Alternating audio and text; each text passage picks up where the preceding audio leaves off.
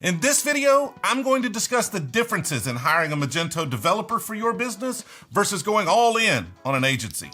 Pull yourself up a chair and let's talk about it. If you're a growing merchant that's just starting to build out your internal team, this can be a difficult decision. It sounded like a fun debate, so let's have it.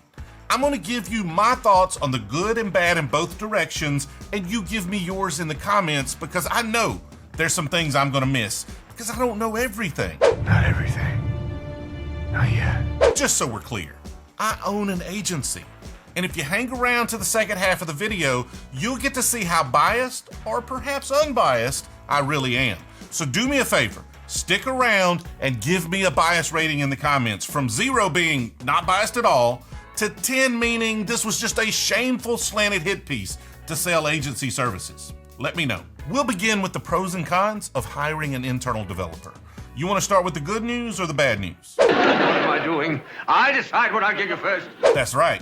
Let's start with the sunny side of hiring an internal developer. The biggest advantage is that a full-time employee will have a complete dedication to your business.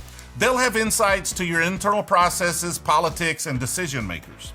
Over time, they'll develop a solid tribal knowledge of not just how your website works, but how your entire back office systems and business in general operates. They gain a transparency and deep understanding of all of the business processes and not just the project at hand.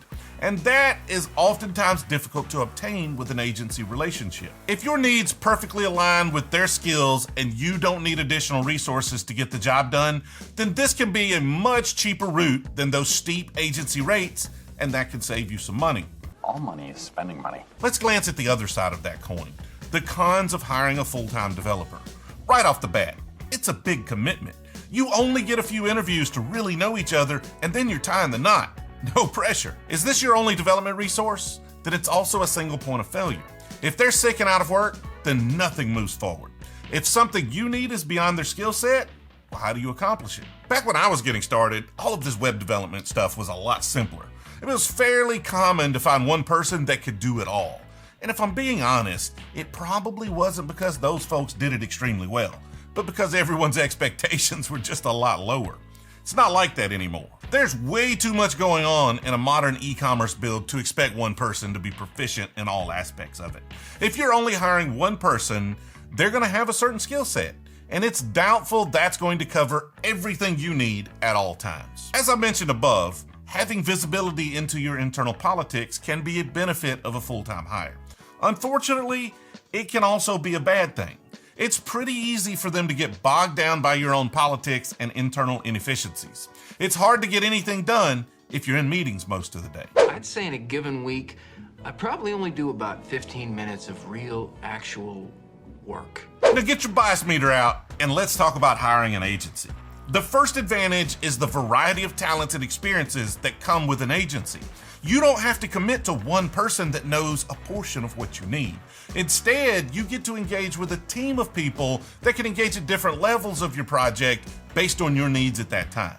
Now, this may be scaling the relationship up and down as your needs change, or engaging specialized talent where it's needed without needing to commit to a long-term relationship with that resource. You also get a team-driven approach. Obviously, the talents like front-end development and back-end development, but you also get access to other services like Q&A, testing, graphic design, and potentially an entire suite of non-technical services that would be difficult to hire internally. Once the relationship is established, an agency is often shielded from your own internal politics. That can help you get an outside perspective on things that might be difficult to see from within. I think it'll be more the fact that it allows us to see things that maybe we should have seen a long time ago. Well said, Ryan Gosling.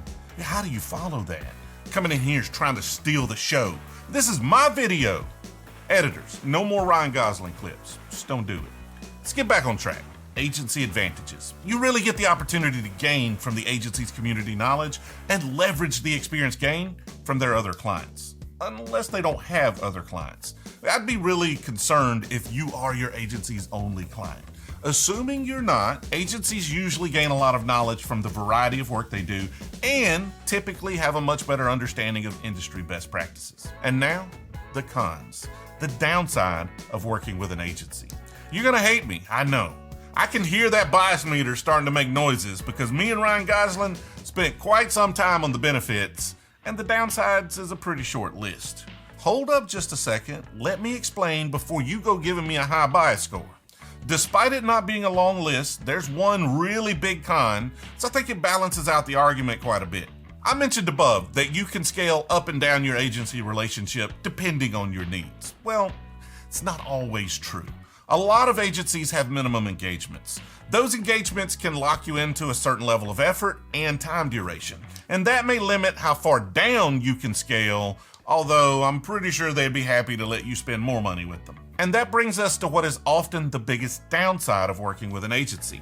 It's the thing that evens it all out and keeps it from being a no-brainer for many businesses, especially smaller ones, and that is the cost. Magento agencies are expensive animals because Magento developers are expensive, and it's probably not a good idea to charge less than your employees are paid. Not a good idea. One of the things that most businesses don't consider, though, when looking to hire an agency is how much time and effort it takes to manage that relationship. That agency is getting paid to get stuff done, but someone internal to your business is going to have to help prioritize and approve that work.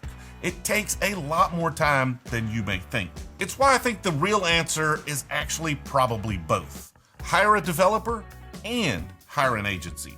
Even if you do engage with an agency, it's always to your advantage to have resources in-house to manage that process and evaluate the quality of the deliverables from that engagement. I think that's the biggest misconception when businesses are having this debate. So, if your business is big enough to support it and aggressive enough to utilize that many resources, then probably try both. Okay, there it is. My arguments on both sides. Go ahead, drop those bias scores in the comments. If I got a score lower than 5, then this video deserves a thumbs up. Also, let me know what I missed so that anyone making this decision has that information. It's always a pleasure talking to you, but it's time for me to get back to my burden. My name is TJ Campbell, and I'm the CEO and founder of Jamerson, where we help businesses like yours take those next steps in their e-commerce journey. If you're ready to improve your business and looking for help, go to jamerson.com/go, and I look forward to speaking with you. I appreciate you watching, and I'll see you next time.